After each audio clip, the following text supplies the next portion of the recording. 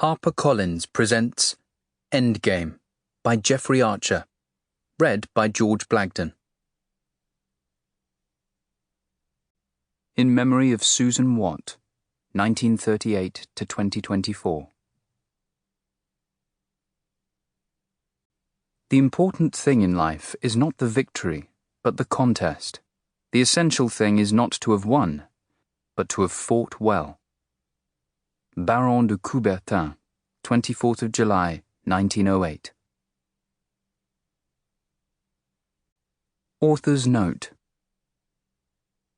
In my novel, Endgame, you will discover 22 incidents that took place during the London Olympics of 2012. 13 actually happened, which the public were never made aware of.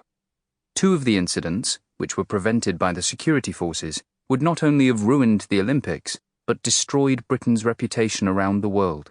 9 of the incidents are no more than figments of my imagination.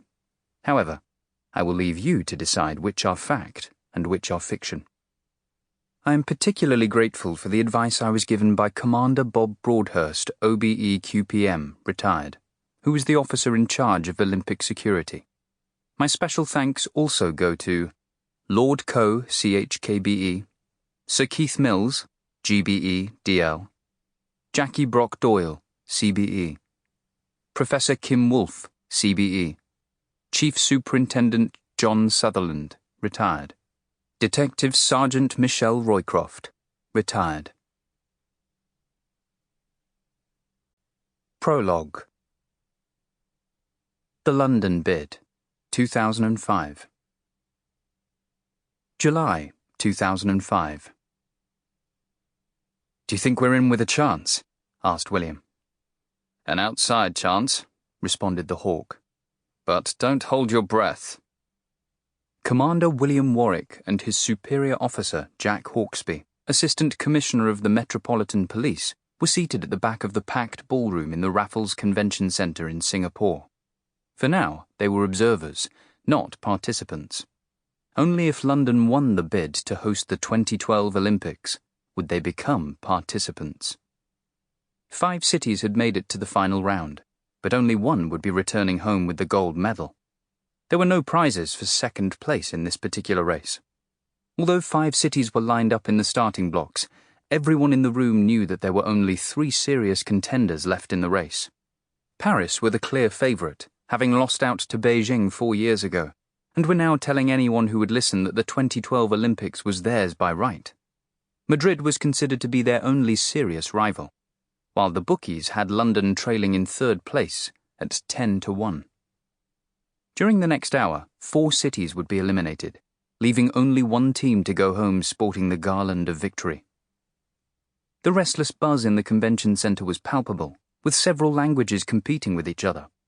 Most delegates assumed Moscow would be the first city to be eliminated, as they'd held the Games as recently as 1980, and were being tipped to host the Winter Olympics in Sochi in 2014.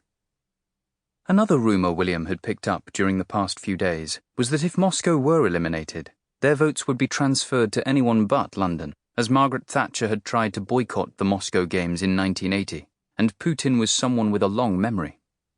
The electorate was made up of 104 delegates, representing countries large and small. This meant Luxembourg's vote was as important as China's, which was one of the reasons no one could be sure of the outcome.